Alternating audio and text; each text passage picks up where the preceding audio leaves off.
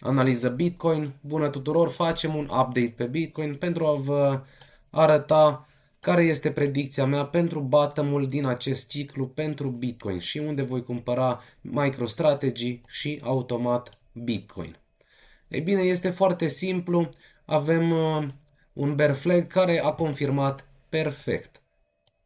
Priviți cum a mers prețul, a spart și a coborât. Haideți să vedem cât a coborât.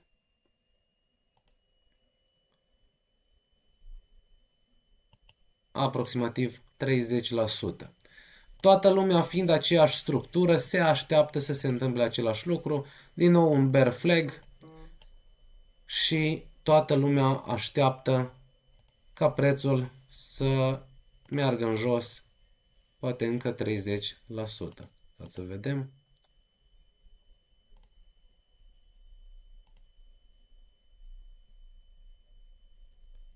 Undeva la un 48.000. Ar fi prea simplu și știți ce se întâmplă în piață când totul este prea simplu și toată lumea vede long sau short o poziție. Nu se mai întâmplă acel lucru. Ei bine, ce văd eu pe o perioadă scurtă de timp pentru Bitcoin? Sunt intrat într-o poziție din 76 cu SL-ul pe 0, deci nu mai am niciun risc. Mă aștept ca prețul să vină în zona aceasta, a fost deja la 79.300. Mă aștept să spargă acest bear flag. Toată lumea, după ce va trece prețul de 80.000, o să vedeți doar postări despre gata, Bitcoin merge la stele, 200.000 până anul viitor, acesta a fost bottom-ul. Fiecare poate avea orice părere, deci vă spun părerea mea. Cred că prețul va sparge 80.000, posibil să avem o retestare, dar pe termen scurt, mediu, îl văd până în maxim 86.000, unde avem media mobilă pe 200 de zile, o zonă de suport foarte puternică, să ia lichiditatea, pentru că mulți vor intra long. Vă dați seama, după ce sparge 80.000, toată lumea long, long, long. În acel moment, văd ca prețul să coboare, să plece în jos. Și ca în orice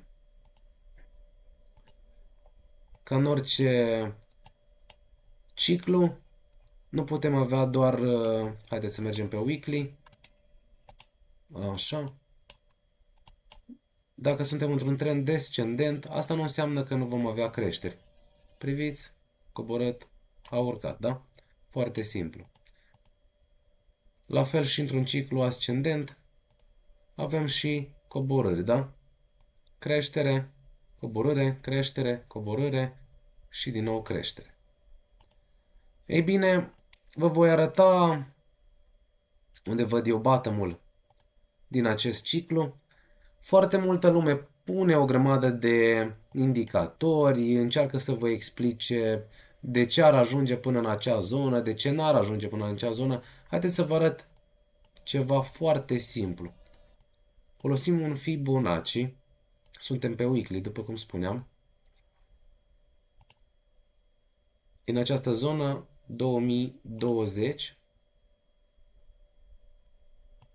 da, până în vârf, pentru că aici am avut un double top, putem observa că prețul a mers puțin sub 0,786 Fibonacci, o zonă foarte puternică, da? Puțin, aproximativ cât? Haideți să și vedem.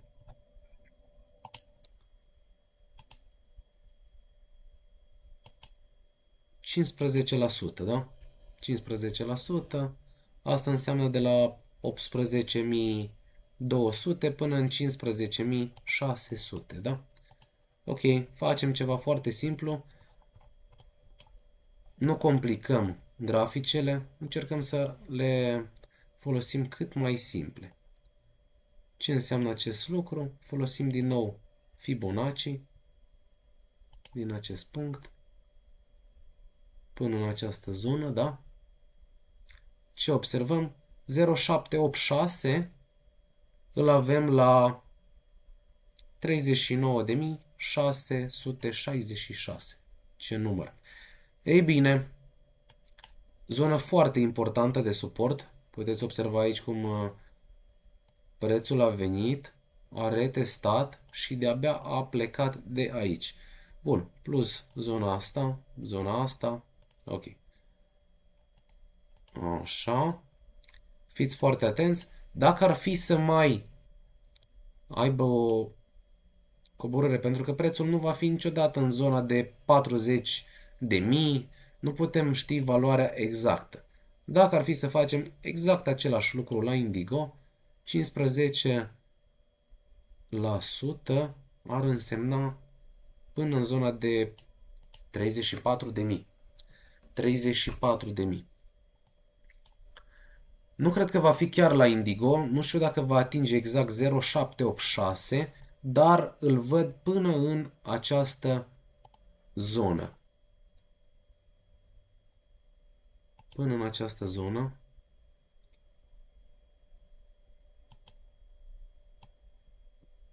Cam aici. Deci, între 38.000, 43.000. Aici văd bottom-ul pentru Bitcoin. Am făcut un lucru simplu, Fibonacci. Aștept să mă contraziceți în zona de comentarii. Este doar părerea mea, nu este un sfat financiar. Ce părere aveți? Weekly 38, 43.000, 0786. Nu uitați să dați like și să vă abonați la acest canal pentru că mă ajută foarte mult.